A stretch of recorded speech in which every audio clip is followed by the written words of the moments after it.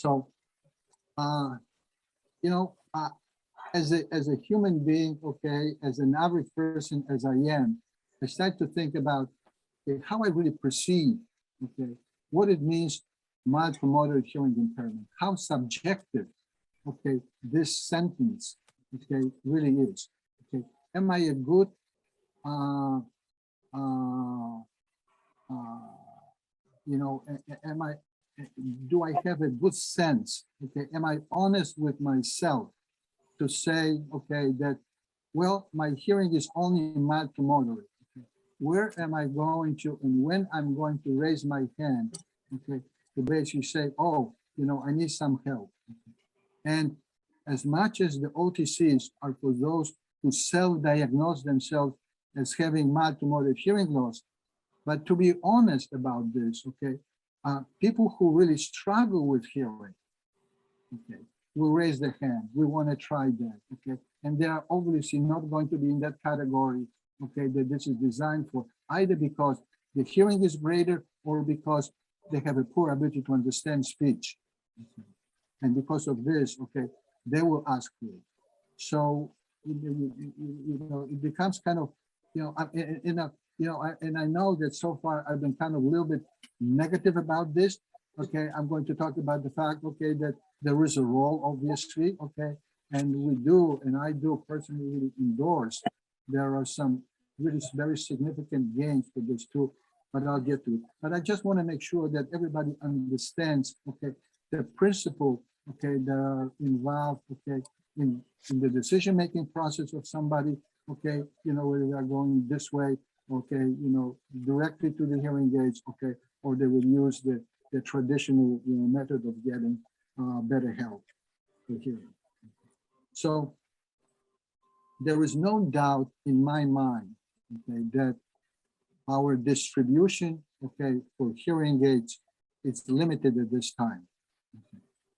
And it's limited because of several things. Number one is because, you know, there are not enough professional people to serve everybody. Number one. Number two, okay, you really have to be ambulatory, okay? And right now, with this busy lives, people prefer, okay, to basically, if they can, do something, you know, at their own leisure, at home, without really going anywhere, okay? So there is no doubt about the fact, okay, that the present distribution is somewhat conservative and limited. Now, is there a need to change this? No doubt in my mind that there is a need to change it, okay? And I'm not exactly sure, you know, the OTC, okay, you know, the way they are right now is the answer to it, but it at least, okay, it's sort of like a wedge, okay, in the door to make the whole industry think about, you know, okay, what should we do, okay, to make it easier accessible, okay, with a better, wider distribution. Now, is it fair to put the burden on the consumer? You know, it's sort of like, you know, I'm consumer in a lot of different things, okay? And some of the things, okay, I am knowledgeable about, okay, and I accept the burden, okay, of, you know, of becoming the direct consumer. But some of the things, okay, I have to admit, you know, I have very little about it, okay? So I would obviously not go and purchase something, okay, okay, even though it was going to save me some money, okay, you know, to something that would be, you know, in some way important, okay, because I would realize that, you know, after I bought it, it will probably be in the house and I will not be using it. Okay?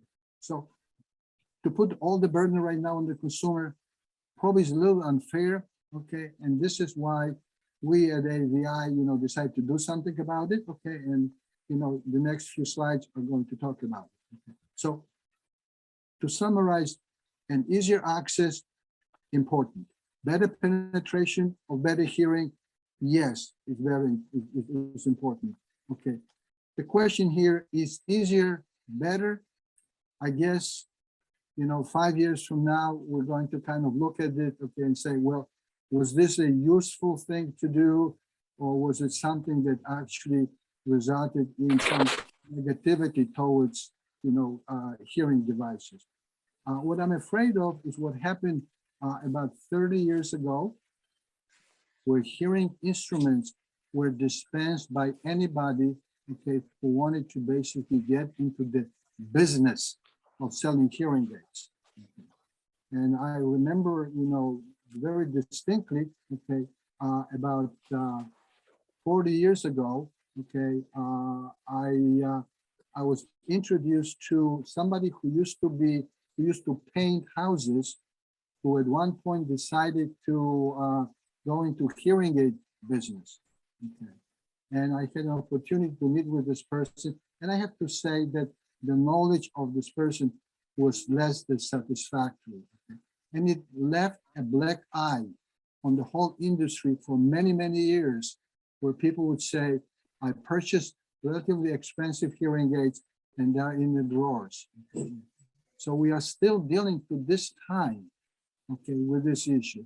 And I am just afraid that that this might in some way result in a similar kind of a situation, unless there is a partnership between a professional person and somebody who wants to get an OTC instrument, okay, where the instruments are actually something that would really satisfy the need, okay, from a personal lifestyle point of view and from a hearing.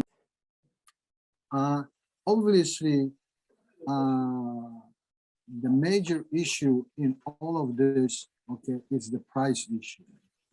So, when people purchase instrument in a traditional way, okay, I compare this to a joke, okay, that somebody told me, okay, about the plumber who came to the house to fix something in the sink. Okay. It took him literally 5 minutes, okay, and then he asked for $100 and he changed a little part. So the person was saying, okay, could you explain to me what am I paying for? And the plumber says, well, you're paying $5 for the part and $95 for my knowledge of identify which part is faulty. So in some way, okay, it kind of reminds me, okay, and I don't want to say, okay, that the hearing aids are worth $5, okay, but the amount of work and the amount of maintenance, okay, and everything that goes into it, okay, is part of, what people pay for hearing aids. Now, several years ago, okay, there was a study that actually looked, okay, what prevents people, okay, from buying hearing aids, because the penetration, okay, of hearing aids among people who have hearing loss was found to be anywhere between 20 and 30%, which is pretty low. So price was found at that time, this was several years ago, as number 7 factors. Vanity, okay, and then stigma attached to wearing hearing aids, and also the fact that hearing aids had such a bad reputation were, among the top factors preventing people from getting hearing aids. Okay. Recently, okay, another survey found that price is actually a very important factor. However, okay, for your consideration, okay, in Europe, okay, hearing aids are free. Okay, so you would think that this factor is eliminated from this whole equation. And guess what?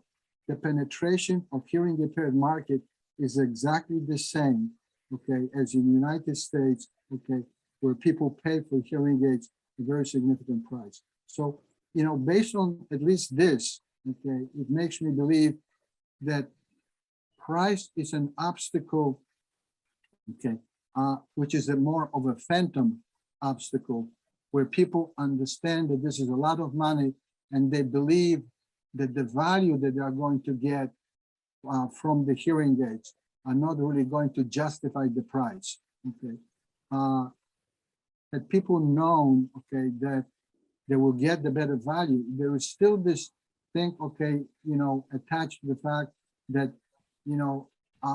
I know somebody who bought hearing aids who paid a lot of money and the hearing is not all working well.